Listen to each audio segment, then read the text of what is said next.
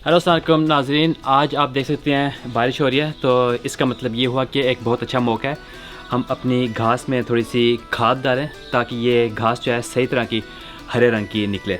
तो ये आप देख सकते हैं मेरे पास एक छोटी सी आप कह लें एक ट्रॉली है और इसके अंदर हम खाद भरते हैं और जब मैं इसको घास के ऊपर चलाऊँगा तो इस लेवर को मैं खींचूँगा और ये नीचे से खुल जाएगी।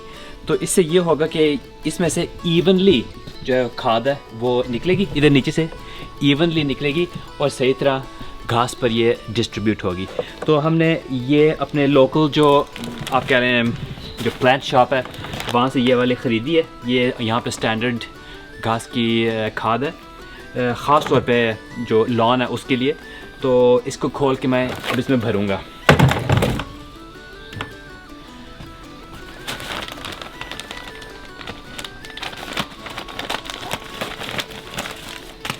तो आप ये देख सकते हैं ज़रा, ये इसके अंदर है,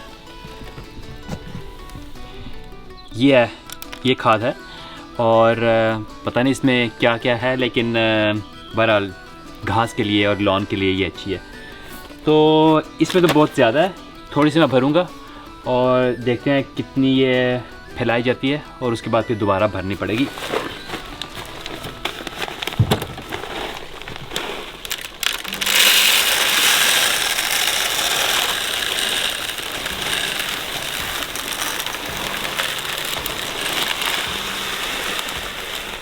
चल,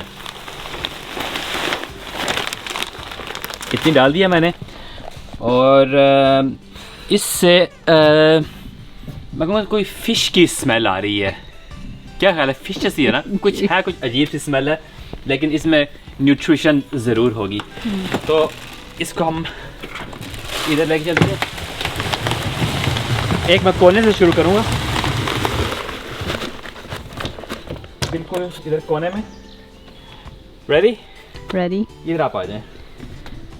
अच्छा, तो ये जो खाद है ये इसलिए भी है कि अगर आप अपनी घास को खाद देंगे तो ये जो वीड्स होते हैं वो इतने ज़्यादा नहीं निकलेंगे आपकी लॉन में। बिल्कुल।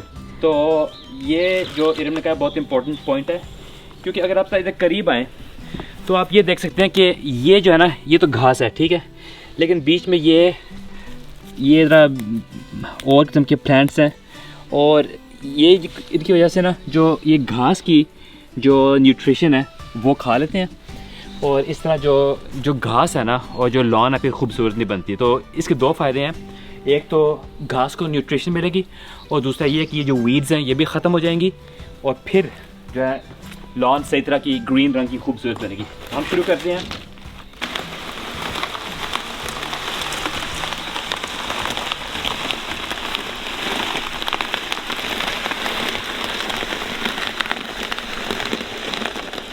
तो इधर आप आके देख सकते हैं कि जहाँ पे मैंने ये ट्रॉली चलाई है ना, वहाँ घास पे ये इवनली ये डिस्ट्रीब्यूट हो गई है और जितनी घास को ज़रूरत है उतनी ही ट्रॉली से निकलेगी।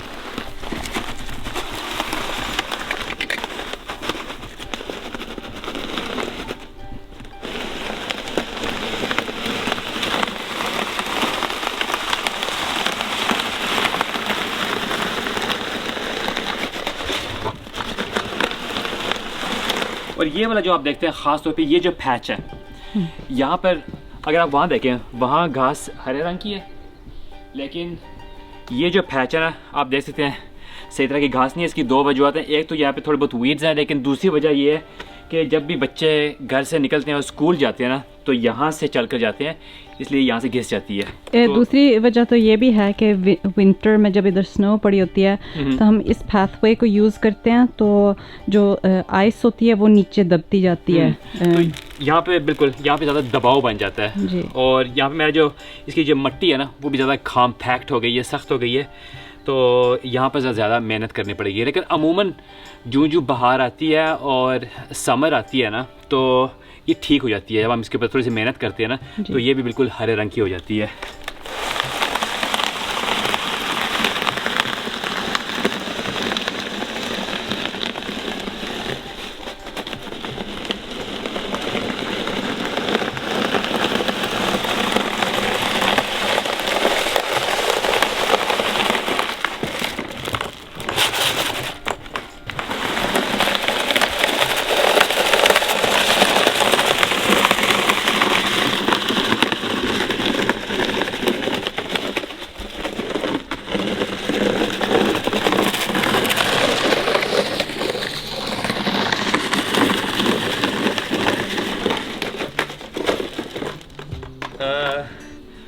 बोरी जो है खाली हो गई है, तो अभी सिर्फ आधे लॉन पर मैंने खाद डाली है।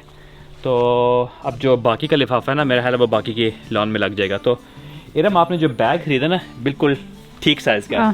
Thank goodness. लेकिन अभी आधी से ज़्यादा है यहाँ पर। अच्छा,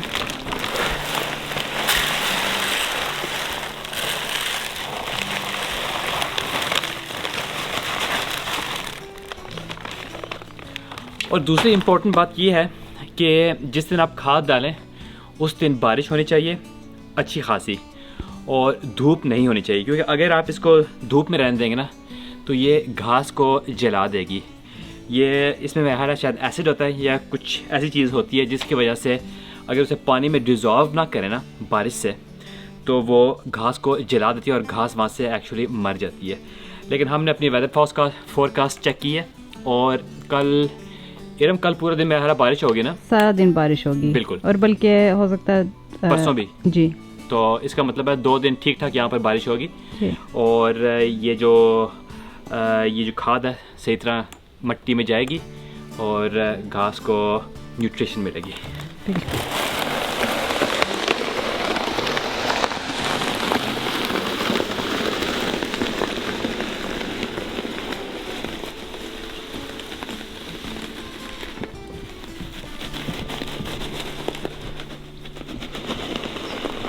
यहाँ पर ना आप देखते हैं यहाँ पर वीड्स ज़्यादा हैं। ये दिखाएं ज़रा, ये जो आप देख रहे हैं ना यहाँ पर ये ज़्यादा है, लेकिन ये वाली मिट्टी जो है ना ये ज़रख़ेज़ भी ज़्यादा है, इसमें हर किस्म के पौधे लग जाते हैं। और अगर आप देखिए, शायद आपको नज़र नहीं आ रहा हो, लेकिन जो यहाँ पर घास है ना वो ज़्यादा घनी है, क्योंकि ये मिट्टी किसी वजह से पता नहीं यहाँ पे धूप ठीक लगती है या शायद पानी ठीक तरीके से आता है, कोई ना कोई वजह है जिसकी वजह से। देखें, ये दरख्त हमने लगाया था छोटा सा था और 2-3 सीजन में इतना बड़ा हो गया।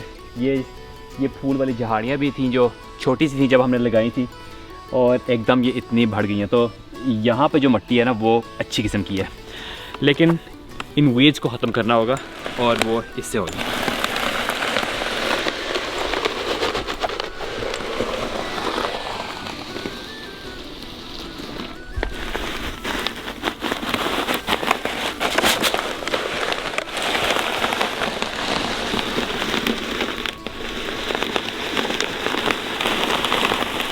मैं लेवर खींचना भूल गया था, ऐसे में ट्रॉली चला था यहाँ पे, कोई खाद निकल नहीं रही थी, लेकिन अब निकल रही है।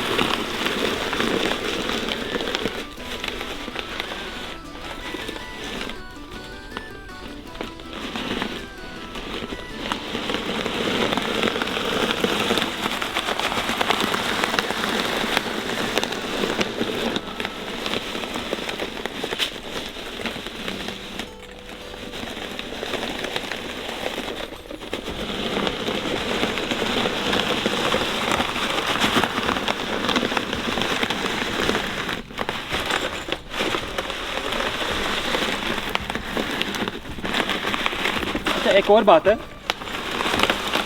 और वो ये कि ये जो हमारी एक किस्म का आप कह रहे हैं पौधों का फेंस है, ये है तो झाड़ियाँ, लेकिन इनको हम फेंस के तौर पर इस्तेमाल करते हैं। और इनके नीचे सारा, और जो पीछे इरम आपकी जो पीछे है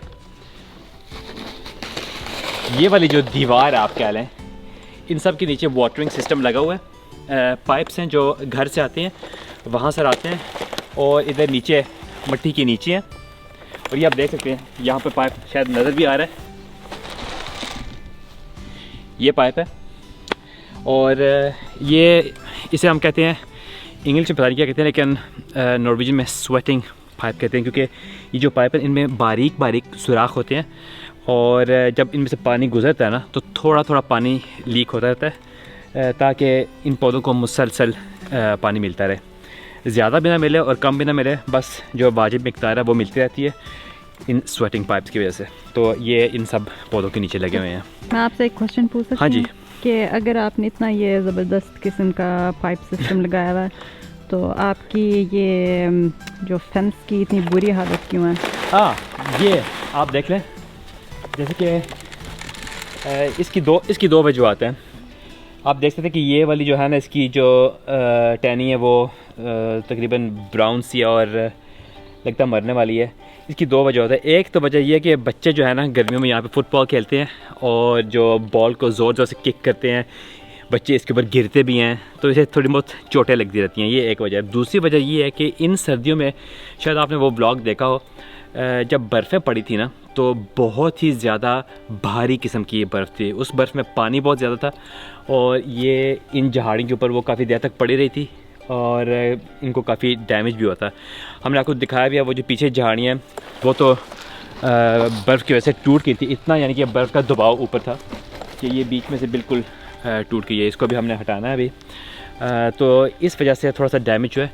और मेरा ख्याल है इरम, इनको हम बस जो टहनियाँ जो बीच में से मर रही हैं ना, उनको काट देना चाहिए ताकि वो जो बाकी की जो झाड़ियाँ उसे ख़राब ना करें। बिल्कुल, बहुत काम रहता है अभी बहुत काम रहता है। ये थोड़ी सी खाद रह गई है, इसको मैं यहाँ पे डिस्ट्रीब्यूट कर देता हूँ।